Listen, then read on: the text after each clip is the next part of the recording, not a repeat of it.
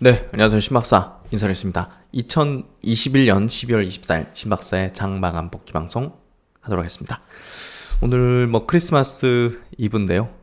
오늘 다들 저녁 굉장히 예, 행복한 시간들 되시고요.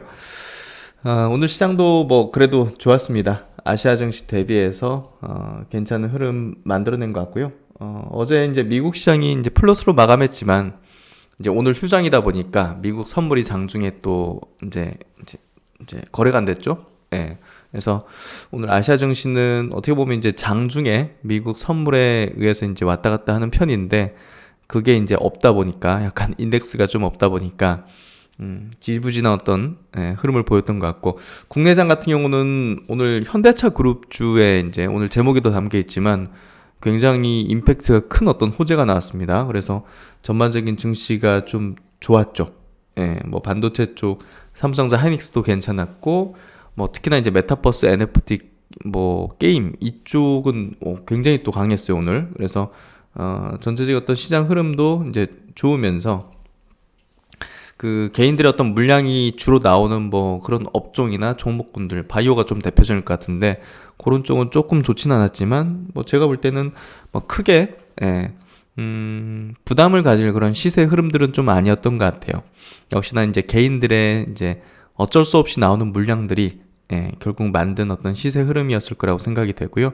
뭐 작년하고 똑같습니다. 그리고 이제 최근 한 몇 년간 계속 반복되는 어떤 패턴화된 부분이기 때문에 사실 12월 이제 12월 마지막 한 두 주 정도는 큰 시세 변동이 의미 있지는 않습니다. 그렇게 좀 이해하시는 게 필요할 것 같고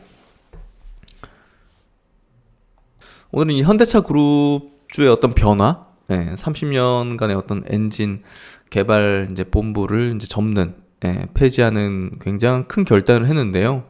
여기 인력 자체가 1만 명이 넘습니다. 그래서 미래차 시대, 전기차에 어떤 올인한다는 어떤 방향으로 좀 이해해야 될 것 같고 여기에 이제 주가도 굉장히 크게 화답했습니다. 현대차, 뭐 현대위아, 뭐 만도 같은 기업들 완전히 그냥 폭등했죠. 그래서 어쨌든 요 내용 자세하게 짚어드리면서 뭐 작년하고 비슷한 것 같아요. 작년 연초부터 막 현대차 그룹주 막 폭등했지 않습니까? 참 1년간 그 뒤로 이제 1년간 완전히 그냥 계속 흘러내리는 어떤 형태가 됐는데 사실 뭐 올해 다시 또 내년 다시 또 개화할 수 있는 그런 뭐 포텐셜은 충분하죠. 그래서 이런 또 큰 변화를 만들어내는 부분이 긍정적으로 이제 주가에도 작용할 것 같습니다. 네, 하여튼 뭐 오늘 시장 전체적으로 정리를 해보면서 또 이제 중요한 또 다음 주에 대한 생각들도 한번 할 수 있도록 한번 정리해 보도록 하겠습니다. 시장 정리해 보면 코스피가 0.48% 올랐고 코스닥도 0.41%, 양시장 모두 그래도 아시아 증시 대비 강했고 보시면 3012포인트, 코스닥 1007포인트, 3000포인트, 1000포인트 다 이제 유지 내지는 회복하는 흐름을 보였습니다. 코스피 쪽에서 상승 종목수 600종목으로 200여 종목 하락한 거에 비해서 3배 많았고 코스닥도 거의 뭐 800종목 상승했네요. 500종목 정도 하락했으니까 월등히 이제 상승 종목 수도 많았습니다. 코스피, 코스닥, 양시장 모두 외국인 기관이 대량으로 이제 쌍끌이 매수를 했는데요. 코스피에서 외국인은 1,900억 순매수, 기관은 9천억 순매수. 이거 다시 나옵니다. 그래서 기관 수급보단 외국인의 수급이 좀 더 중요하다고 이해하시면 될 것 같고 코스닥에서도 외국인은 1,700억 순매수, 기관은 2,500억 순매수. 선물 외국인 6,800계약 순매수여서 파생 포지션이 굉장히 좀 상방으로 좀 잡혀 있어요. 외국인이. 그래서 제가 보기에는 상반기에 시장 지수 측면 좀 나쁘진 않을 거다는 생각이 좀 듭니다. 해외 시장 같은 경우 이제 어제 나스닥은 이제 강했죠. 나스닥이 0.85 상승, 다우 0.5% 상승, S&P 0.6% 상승. 와, 정보 좀 부근이네요. 니케이 증시 오늘 약보합, 홍콩도 약보합, 대만 강보합, 상해 증시는 0.69% 약세로 조금 약세였네요. 어쨌든 뭐 그냥 그럭저럭 했고 오늘 아시아 증시에서 한국 시장이 이제 가장 강한 뭐 흐름을 좀 보여줬네요. 업종 차트 보면 코스피 지수 차트 양봉입니다. 주요 이평선 위로 이제 고개를 드는 모습.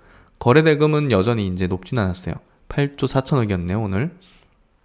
그래서 개인들이 던지는 물량을 받아내는 정도, 그런 어떤 거래 대금이었다 보시면 될 것 같아요.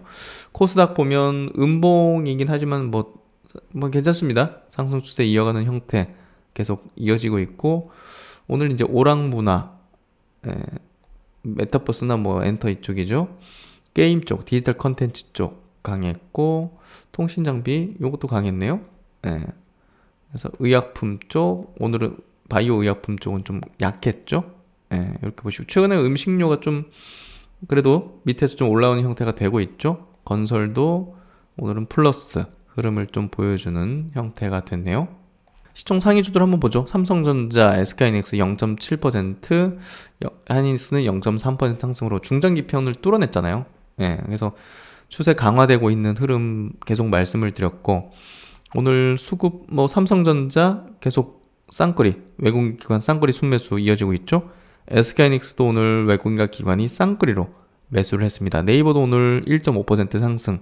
그래서 중기평선 깼는데 요거를 돌파를 빨리 하는 게 좋은데, 빨리 하지 못하면 좀 지지부진하다가 조정이 좀 길어질 수도 있어요.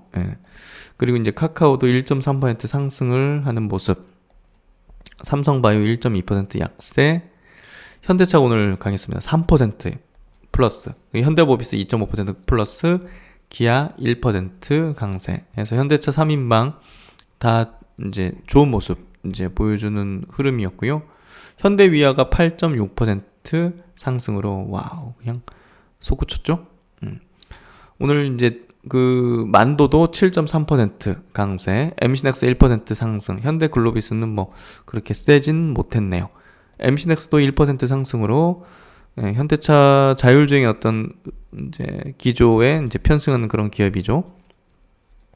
그리고 시총 상위 종목들 중에서 보면 LG화학이 2% 빠졌고, 사실 이제 LG화학이 LG엔솔 이제 상장을 하게 되니까요, 수급이 빠지는 흐름이 나와요. 보시면 외국인 기관의 수급이 매도하는 흐름이 계속 이어지고 있죠.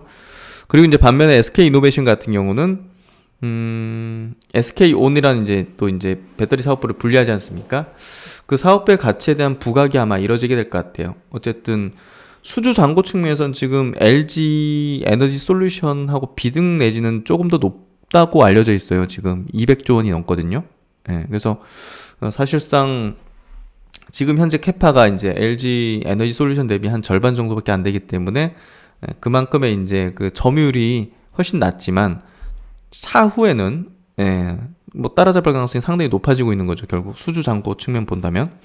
그래서 LG 에너지 솔루션이 상장할 경우 SK이노베이션의 이제 배터리 사업부에 대한 가치 부각이 될 가능성이 굉장히 높습니다. 그래서 그런 부분들이 아마 점진적으로 반영되려고 하지 않을까 생각이 좀 되고요. 반면에 이제 에너지 솔루션이 상장하게 되면 이게 시총이 3위로 올라서게 되겠죠, 당연히. 그 정도 되겠죠. 그러면 다른 대형주들을 어느 정도 줄여야 될 겁니다. 팔아서 이제 사야 되니까. 그래서 대형주들의 시세가 조금 그 기점에서는 둔화될 수도 있다는 그 정도를 이해하면 될 것 같아요. 오늘 SK바이오사이언스 4% 밀렸고요. 경구치료제 화이자까지 이제 승인을 받으면서, 화이자 머크까지 이제 승인을 받으면서 모멘텀적인 측면에서 조금 약화된 것 같아요. 삼성전기 6% 강세, 최근에 좀 강조를 좀 많이 들었던 것 같습니다. 그래서 어쨌든 오늘 뭐 IT 관련 주들이 최근에 연말 장세를 굉장히 좀 강하게 만들어주고 있는 게 계속 이어지고 있고요. 코스닥 쪽에서 오늘 헬스케어 제약이 1%대 강세로, 그래도 이제 뭐 어떻게 보면 머크 경구치료제 이제 긴급 사용 승인에도 불구하고 코로나 모멘텀에서 좀 많이 이제 희석되는 것 같아요. 그 물이 많이 빠진 것 같습니다. 나머지 뭐 코스닥 종목들은 동지세미캡, 반도체 제가 좀 설명드렸죠? 이렇게 치고 달리는 거 이제 대장주 성격으로 가는 흐름이다. 역사적 신고가의 대량거래 장대 양봉에 모멘텀 터지고 우상향 패턴, 매물 없는 지역. 이건 뭐 명확하게 상승 강화형의 어떤 추세적인 흐름 네, 그런 얘기를 좀 드렸죠. 오늘 위적 스튜디오 이런 쪽도 오늘 굉장히 강했습니다. 14% 강세. 그리고 LNF라든지 에코프로 같은 2차전지 쪽도 플러스 흐름. 메지온 2% 상승. 심텍은 좀 조정을 받았네요. 3.7% 약세. 그래도 이제 플러스 흐름이 좀 많았죠. 예, 그래서 컴스홀딩스도 9.5% 강세, 비덴트도 6.7% 강세 해서 미래의 어떤 기술, 그 트렌드에 대한 어떤 기업들은 상당히 좋았다. 다날도 7%. 이것도 이제 NFT 관련주잖아요. 그래서 그런 종목들이 이제 강한 흐름을 이제 오늘 보여줬고, 상하프론테크 이제 수소 쪽 관련이죠. 어제 니콜라가 이제 굉장히 급등한 게 아마 이쪽에 영향을 미친 게 아닌가 생각이 좀 됩니다.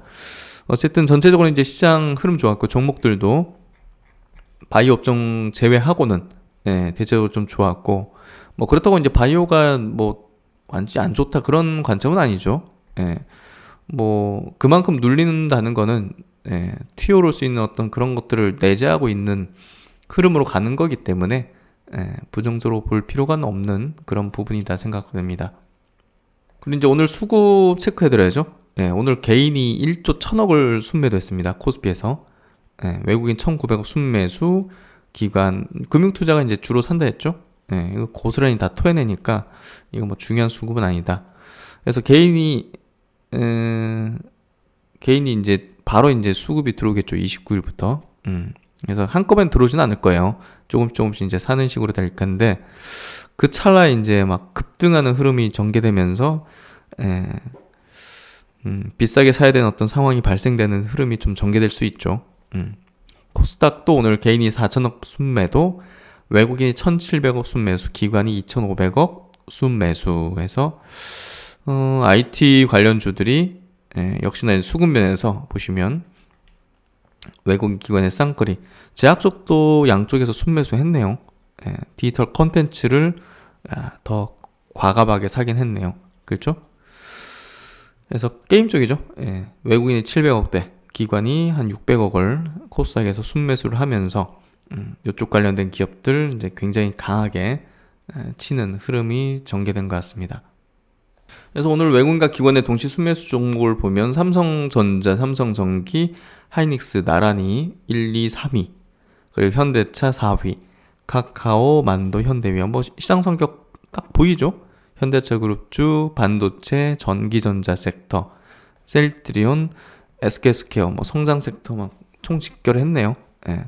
포스케미칼, 이지머티리얼즈, SKI 테크놀로지, 이제 2차전지 쪽으로도 쭉 이렇게 순매수를 했네요. 코스닥 넘어가면 이제 역시나 동진세미캠 대장이죠. 외국인이 그냥 쓸어 담아 버렸네요. 370억 순매수. 컴투스 홀딩스, 뭐 퍼러비스, 위적 스튜디오, 뭐 다날, 컴투스, 이런 쪽, NFT, 메타버스, 게임 쪽 여전히 순매수하는 기조 보여주고 있습니다. 셀트리온 헬스케어도 이제 순매수했고, 오늘 ST팜, 바이오주는 메지온까지 이 정도가 순매수를 해줬네요. 셀트리온 헬스케어, 메지온, ST팜, 그리고 이제 수소 쪽 상하프론테크. 그래서 뭐 사실 뭐 게임하고 NFT, 메타버스 그냥 지배를 했다 보면 될 것 같고, 그래도 2차전지와 바이오도 좀 보였다. 이 정도 정리를 하면 될 것 같고요. 종목은 여기까지 보도록 하겠습니다. 오늘 첫 번째 이슈는 미국의 이제 물가 관련된 얘기부터 해보도록 하죠. 어제 이제 미국 이제 시장에서도 물가 지표가 이제 굉장히 좀 급등한 게 이제 좀 이슈였다 볼 수 있죠. 뭐 시장에 대한 영향도는 이제 그렇게 크지는 않았던 것 같은데, 추세적인 어떤 물가 지표, 물가 상승의 어떤 흐름이 계속 이어지고 있다는 거, 또 원자재 가격들도 계속 이제 상승 추세 이어가고 있죠. 뭐 가스도 그렇지만 이제 유가도 그렇고, 그래서 연준이 지금 굉장히 뭐랄까 신경을 많이 쓰고 있고, 또 연준의 목표가 이제 고용과 물가 안정이기 때문에, 특히나 이제 내년도 뭐 테이퍼링 빨리 하고 뭐 그 금리 인상하는 부분 좀 늘리기로 하는 그런 어떤 것들이 나온 게 결국 이제 물가 때문이죠. 그래서 내년도 이제 우리가 투자 전략 상에서도 물가 부분이 굉장히 중요할 텐데요. 일단 뭐 물가 지표가 뭐 굉장히 많이 급등했다고 합니다. 11월 이제 미국 소비자 물가 지수에 이어서 개인 소비 지출 이제 지수, PC 지표가 이제 39년 만에 뭐 최대폭 상승을 했다고 합니다. 특히나 이제 이 물가가 급등한 게 이제 뭐 바이든 대통령도 계속 이제 유가를 낮추려고 이제 하는데 에너지 가격이죠. 에너지 가격이 전년 동월 대비해서 34% 급등한 영향이 이제 가장 컸다. 그리고 이제 식품 가격도 같은 기간 대비해서 5.6% 올랐다 해서 사실 뭐 국내도 식품 가격 이런 것들이 많이 올랐어요. 에너지 가격도 그렇긴 하지만 그래서 어쨌든 연준의 부담이 뭐 계속 이제 이어지는 모습이다. 그래서 이런 것들을 보면서 사실 이렇게 물가가 올라가면 이게 가격이 올라가면 이제 수요가 위축되잖아요. 상식적으로 이제 경제 원리상. 그래서 결국 이제 이런 구도의 어떤 흐름들이 사실 에너지 가격 급등 뭐 이런 어떤 흐름들이 우리가 이제 과거에도 이제 경험했지만 그 스태그플레이션이죠, 말 그대로. 그래서 그런 우려를 하는 이제 측도 있고 여러 가지가 있는데 그렇다고 이제 돈을 뭐 회수하는 뭐 강력한 어떤 양적 긴축으로 넘어간다든지 뭐 그럴 가능성이 굉장히 좀 희박하죠, 사실 당장.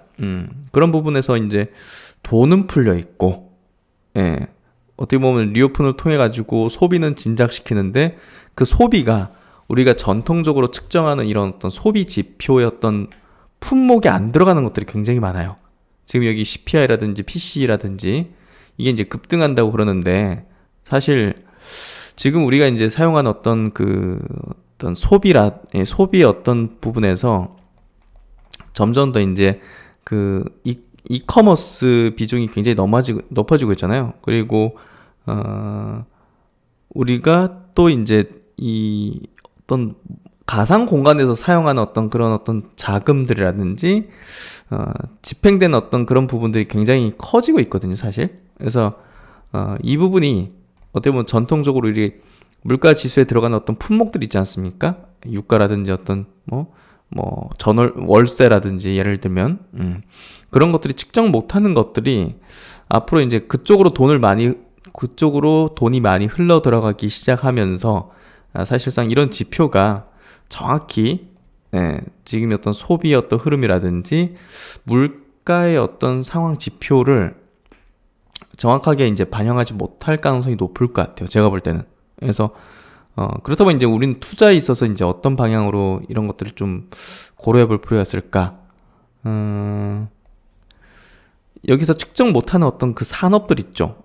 지금 대표적인 게 이제 메타버스 산업이라든지 우리가 이제 어떤 인터넷 플랫폼 기업을 통해서 이제 쓰고 있는 뭐 예를 들면 우리가 웹툰을 보잖아요. 웹툰. 그것도 이제 엄청난 어떤 그 매출과 성장을 하고 있는데 그런 부분들이 과연 이제 이 지표에 이제 정확히 측정이 되는가 이 문제도 한번 볼 필요가 있는 것 같아요. 그래서 그런 것들 비롯해 가지고 정말 이제 뭐 제가 이제 모르는 그런 것들도 많겠죠. 그러니까 돈이 이런 쪽으로만 흘러들어니까 그런 쪽으로도 이제 많이 흘러간다는 거죠. 그래서 투자 관점에서 보더라도 이런 쪽에 대한 투자를 우리가 한다면 사실 물가 상승으로 인해 가지고 뭐랄까 문제가 발생한 어떤 경제 어떤 곳곳에 그런 위축된 어떤 흐름들에서 그래도 이제 자유로울 수 있지 않을까. 물과 무관하게 그대로 성장하고 주식시장에서도 선호되어지는 그런 업종이 되지 않을까. 그런 게 대표적인 게 이제 메타버스라든지 NFT라든지 블록체인이라든지 이런 분야가 되겠죠. 이제 가상의 공간과 가상의 어떤 세계 그리고 이제 가상 자산에 대한 어떤 투자와 거기에 따른 여러 가지 어떤 유관 산업들 그리고 그 이제 관계된 비즈니스 여러 가지 그렇죠? 그런 것들이 결국은 이제 이런 데서 짚어내지 못하는 그런 소비의 어떤 성장과 우리가 투자를 전략적으로 할 수 있는 타격 없이 이런 뭐 스태그플레이션이 온다 한들 예를 들면 얘네 금리를 뭐 2번 올리든 3번 올리든 그런 것과 좀 무관하게 자금의 어떤 뭐랄까 유동성의 어떤 수혜를 조금 상당한 기간 동안 이어나가지 않을까 이런 생각이 좀 듭니다. 어쨌든 이제 결론적으로는 뭐 현금을 들고 있는 게 굉장히 좀 위험하게 되는 그런 어떤 확연한 구간으로 좀 들어가는 것 같고요. 그런 부분에서 이제 대체할 수 있는 어떤 자산 투자, 그리고 이제 인플레를 해지할 수 있는 그런 어떤 전략들을 분명하게 좀 가져가야 된다. 뭐 주식은 당연한 대안이고 가상 자산에 대한 부분도 분명한 어떤 대안이 될 걸로 보여집니다. 그 부분도 우리가 좀 주목을 볼 필요가 있을 것 같고, 내년도 물가의 어떤 부분이 굉장히 중요해질 거고요. 이게 만약에라도 지금 생각하는 어떤 금리 어떤 그런 인상에도 불구하고 잡히지 않는다면 그럼 어떤 조치가 나올 것인가, 이 부분도 중요한 화두가 될 것 같습니다. 어쨌든 버블에 담기는 분명 맞닥뜨리게 될 것 같은데요. 그런 구간이 내년이 되지 않을까, 개인적으로 좀 예상 전망을 좀 하고 있죠. 그래서 내년도 좀 흘러가는 흐름들 계속 보면서 어쨌든 하여튼 뭐 스펙타클한 어떤 한 해가 되지 않을까 싶어요. 22년도. 그래서 그렇게 좀 전망하고 있고 계속 이제 트래킹하면서 분석을 한번 해보도록 하겠습니다. 그리고 이제 바이오 쪽에 대한 얘기 한번 좀 해보도록 하죠. 일단은 미국에서 지금 리제론 일라릴리의 항체 치료제가 사용 중단을 한다는 그런 내용이에요. 얼마 전에도 이제 그 한 연구 결과가 나왔지 않습니까? 근데 오미크론 변이에 효과가 없는 게 일단 세포 단계에서 이제 그 측정이었지만, 검사였지만, 연구 결과였지만, 어쨌든 요거를 사용 중단한다는 그런 내용이 나왔네요. 사실상 이제 셀트로넥도 어떻게 보면 좀 좋지는 않은 그런 내용입니다. 그러니까 미국에서 이제 레키로나를 승인 안 할 가능성, 그리고 이제 배포하지 않을 가능성이 높아진 거죠. 근데 이제 그 부분이 주가에는 뭐 거의 뭐 반영돼 있다는 측면에서 볼 때 주가에는 영향이 미미하겠지만 일단 뭐 좋은 소식은 아니라고 보여집니다. 반면에 이제 글락소 스미스 클라인사의 어떤 항체 치료제는 효과가 있는 걸로 이제 확인됐지 않습니까? 그 이제 연구에서. 그래서 이 부분을, 이 회사의 제품을 지금 공급받으려는 그런 어떤 병원들이 좀 많이 커진 것 같네요. 그래서 이제 후속적으로 준비하고 있는 셀트론의 이제 그 CTP63이 아무래도 이제 나중에 더 이제 많은 어떤 수요가 있지 않을까 싶은데, 확인이 확실히 된다면 오미크론에 대한 변이에 대한 효능이 확실하게 확인이 된다면, 이게 이제 임상 단계에서 확인이 되면 아주 베스트하겠죠. 그래서 그런 부분에서 그 후속적인 파이프라인에 대한 기대를 해야 된다. 이렇게 좀 보면 될 것 같고요. 어쨌든 미국은 오미크론이 우세종이 지금 되고 있는 걸 확인했다고 합니다. 그래서 아까 이제 GSK의 항체 치료제 소트로비마비 효능 있는 게 좀 밝혀지면서 전국 단위로 공급하기 시작해서 이번 주에 공급이 시작된다고 하네요. 그러니까 항체 치료제가 전부 이제 쓸모없다 이런 게 아니라 오미크론 변이의 효능이 있는 게 확인되면 급격하게 이제 공급받으려고 하는 그런 흐름이 전개될 것 같네요. 그래서 중서부 지역까지 오미크론이 확산될 경우 소트로비마베 공급이 크게 부족할 전망이다 라고 얘기를 하고 있습니다. 셀트론의 후속 파이프라인에 대한 오미크론 검증에 대한 부분이 나와주는 게 굉장히 중요할 것 같습니다. 그리고 이제 어제 드디어 이제 화이자 이어서 머크의 코로나19 치료제도 이제 긴급 사용 승인을 받았어요. 근데 이제 우리가 알듯이 이게 이제 효능이 별로 없죠.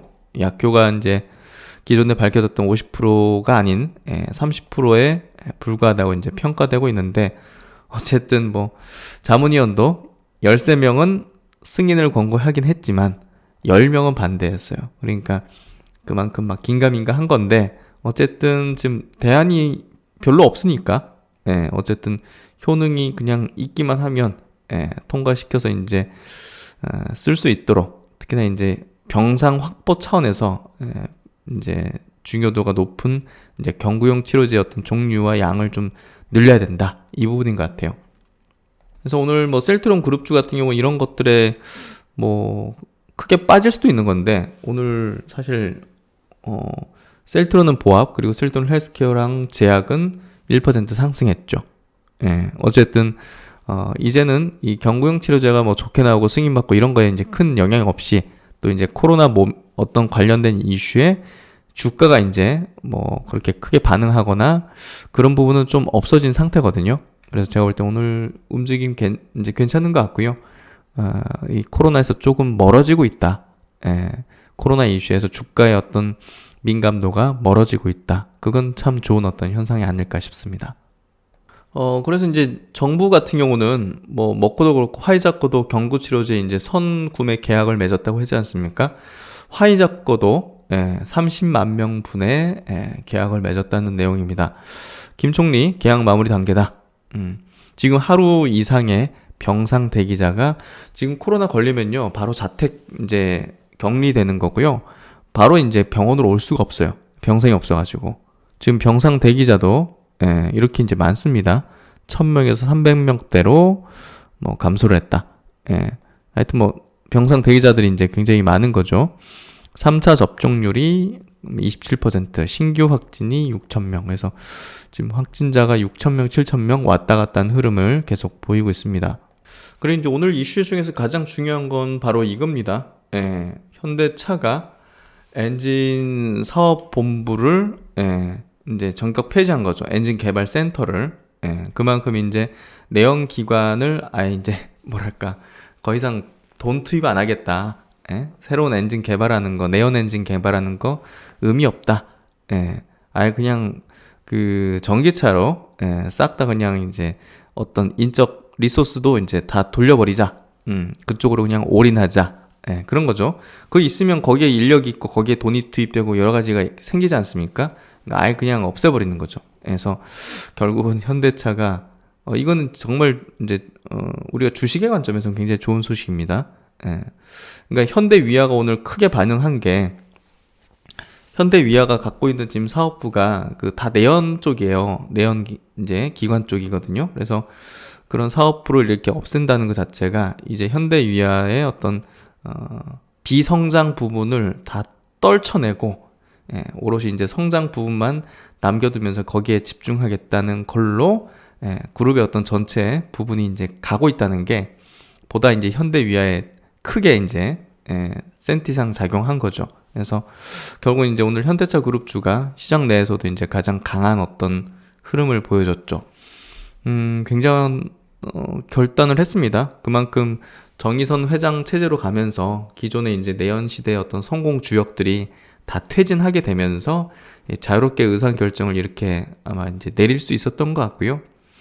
12,000명의 R&D 인력이 이제 전기차 등 미래차 중심으로 재편되면서 미래차의 어떤 그 뭐랄까 성장 가도에 거의 이제 뭐 가속도가 붙는 흐름이 아마 되지 않을까 싶습니다. 배터리 개발 센터를 신설하면서 또 이제 내재화 시킬 수 있는 그런 가능성들을 열어놓게 되는 거겠죠. 더 큰 도약을 위해 과거와 결별이다. 그래서 현대차 그룹이 나아가는 그런 어떤 방향들을 보면 정말 우리가 이렇게 사업을 해야 되구나.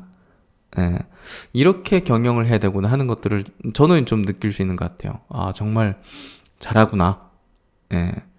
뭔가 이제 기존의 이제 내연기관 시대에서는 전 세계에서 한 5, 6위권의 어떤 자동차 메이커였다면 앞으로의 어떤 미래차 시대에서는 야, 이거 한 2, 3위권은 충분히 되지 않을까? 이런 생각이 드는 확실한 좀 행보를 보여주고 있거든요. 과감하게. 우리가 도요타랑 많이 대비되죠. 도요타가 막 그 하이브리드를 버리지 못하고 계속 이제 막 뭐 에쿠스 같은 거 막 내놓고 하더라고요. 그래서 야, 여기는 완전히 그냥 과거 결별 수준이 아니 과거의 결별이 아닌 과거로 회귀하는 것 같다는 그런 생각이 들 정도의 행보였는데 어쨌든 뭐 도요타도 최근에 뭐 전기차 쪽으로 많이 이제 투자를 늘린다고 하는데 현대차는 아예 그냥 뭐 과거를 없애버리는 식으로 과감하게 하는 거죠. 그래서 오늘 주가 반응도 굉장히 좋았고 역시 장기 투자의 선택이 옳았구나. 그거를 다시 한번 또 확인을 한 것 같습니다. 현대차 그룹이 연구개발본부 내 엔진 개발센터를 전격 폐지했다. 파워트레인 담당 조직은 전동화 개발 담당으로 전면 개편했다. 더 이상 내연기관 엔진 신모델은 내놓지 않겠다는 방침을 공식화한 것이다. 91년 국내 최초로 독자 개발한 알파 엔진을 시작으로 30년 동안 현대차를 글로벌 완성차 업체 위치에 올려놓은 엔진 개발을 포기하고 전기차 전환을 가속화하기 위한 결정이다. 그래서 이제 이 연구개발 이제 인력이 R&D 인력이 이 12,000명입니다. 이게 어떤 뭐 다른 뭐 영업 조직이라든지 관리 조직이라든지 이게 아니라 이 굉장히 핵심적인 두뇌 고급 인력이 12,000명이에요. 이 인력이 지금 어쨌든 전동화로 바꾸는 거잖아요. 완전히. 야, 일단 그룹의 핵심입니다. 그룹의 두뇌에 해당하는 핵심 조직이에요. 그래서 이거 굉장한 이슈입니다. 그건 정확히 좀 이해하셔야 돼요. 그래서 엔진 개발 센터는 아예 없애고 파워트레인 관련 센터는 모두 전동화 관련 조직으로 전환됐다. 20, 30년 파워트레인 연구하던 사람이 이제 여기로 가야 돼요. 다시 이제 유치원으로 가는 거죠. 하여튼 참 바꿔야 삽니다. 동시에 배터리 개발 센터를 신설해 전기차 경쟁력의 핵심인 배터리 기술 확보에 주력하기로 했다. 그래서 이제 이렇게 되네요.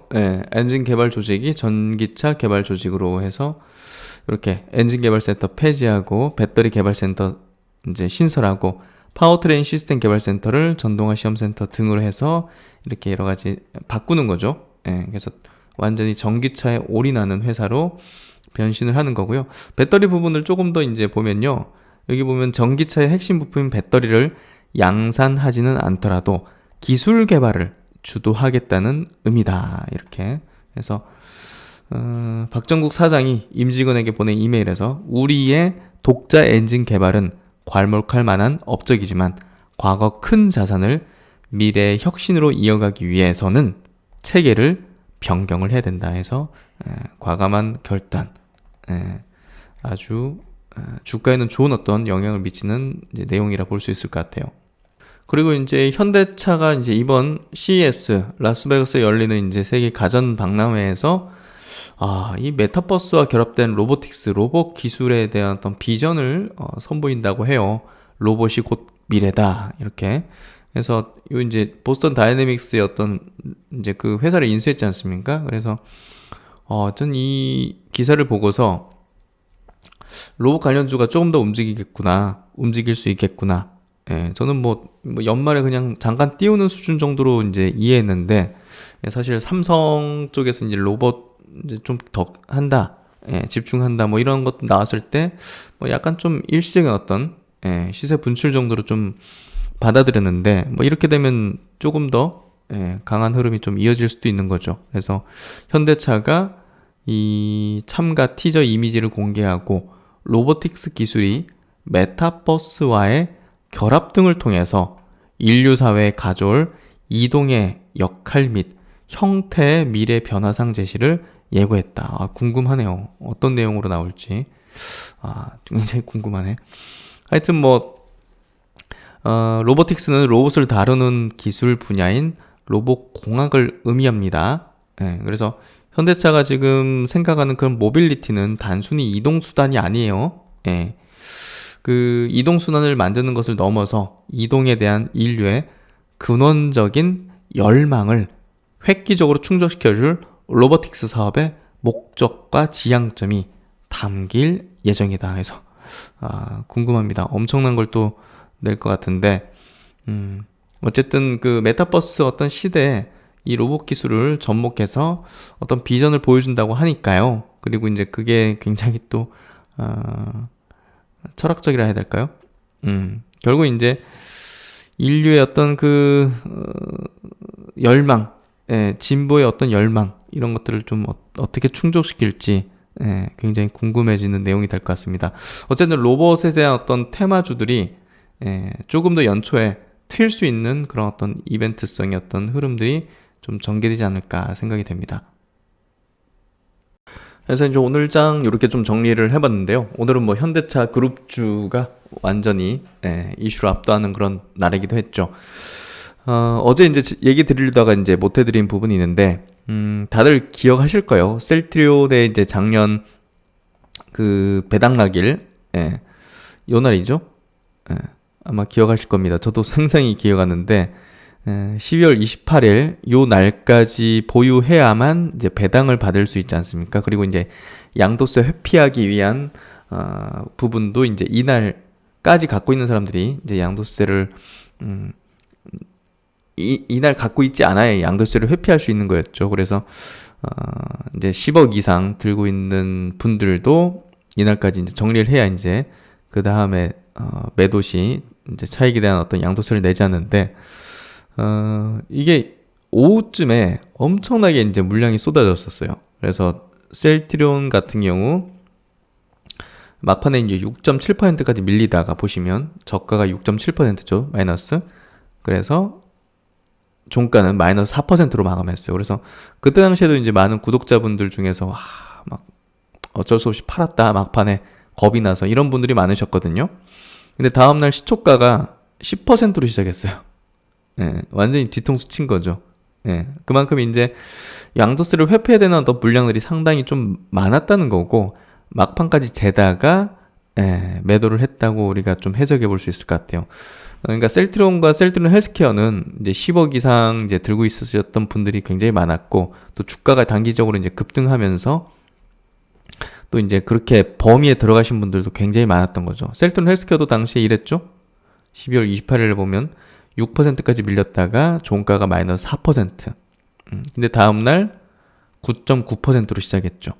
그래서 정말 뒤통수 칠 정도였던 재미있는 현상이기도 했는데 셀트론 제약 같은 경우는 달랐어요. 이거는 이제 뭐 10억 이상 들고 있는 분들이 별로 없었나 봐요. 그게 많았다면 아마 이때 비슷하게 셀트론과 헬스케어처럼 이제 움직임이 비슷했을 것 같은데 따로 놀았죠. 그래서 이건 뭐 왜 올라왔냐 이렇게 얘기할 수는 없고 어쨌든 따로 놀았다 보시면 될 것 같아요. 그래서 이번에도 아마 셀트론과 헬스케어가 그런 물량들이 어찌됐든 있을 거니까 오후쯤에 이제 나올 수도 있다는 것도 염두에 두시고 그런 것들이 나오면 사실 좀 기회일 가능성이 상당히 높은 거죠. 그래서 이번에 배당도 현금 배당까지 더해서 주고 하면서 조금 더 이제 보유하고자 하는 어떤 뭐 그런 어떤 명분은 좀 더 생긴 것 같아요. 그리고 바닥권이기도 하고 작년에는 이제 뭐 이런 구간이었으니까 분명히 이제 차익 실현하고 싶은 사람들도 분명히 있었을 거고 그래서 이 구간에서 혹여라도 이제 그런 어떤 어쩔 수 없는 물량들 회피하고자 하는 물량들이 이제 뭐 28일 날 오후에 이제 나올 수도 있겠죠. 그렇다면 잘 판단을 하셔야 된다. 그렇게 좀 얘기 드리고 정말 지금 주가가 진짜 최악 구간이네요. 사실상 올 초 이제 주가 대비해서 야 이거 제대로 된 반등도 없이 그냥 계속 밀리기만 해서 지금까지 온 건데요. 올해 이제 최저 바닥 구간에 지금 주가가 셀트론 헬스케어 이제 공이 이렇게 형성되어 있기 때문에 지금 구간에서 뭐 사실 매도 욕구가 크신 분들이 많지는 않으실 것 같습니다. 그리고 작년보다는 또 양도세 기준에 들어가는 분들이 훨씬 적을 걸로 보여지고요. 그런 부분에서 혹여라도 이제 그런 물량이 나온다고 하더라도 부정적인 부분으로 흐름으로 이제 가지는 않을 것 같습니다. 그래서 그 정도 보시고 어쨌든 올해는 조금 전체적으로 이제 작년에 성과 좋았던 쪽이 별로 좋지는 않았지만 좀 쉬었다는 관점으로 좀 이제 해석을 해야 될 것 같고요. 어쨌든 올해 그런 시세의 흐름 속에서 그래도 인내하신 분들이 결국은 승자가 되실 거라고 생각을 합니다. 하여튼 뭐 이번 한 주도 수고 많으셨고요. 이제 일주일 남았네요. 다음 주 일주일 남았고 거래일수로 이제 별로 남진 않았습니다. 하여튼 올해 마무리 잘 하시기를 당부드리고 끝까지 최선을 다해서 같이 동행하도록 하겠습니다. 오늘 크리스마스 이브 잘 보내시고요. 주말 싱그러운 시간들 성탄절 보내시길 바라겠습니다. 심학사는 또 다음 시간에 좋은 내용으로 뵙도록 하겠습니다. 감사합니다.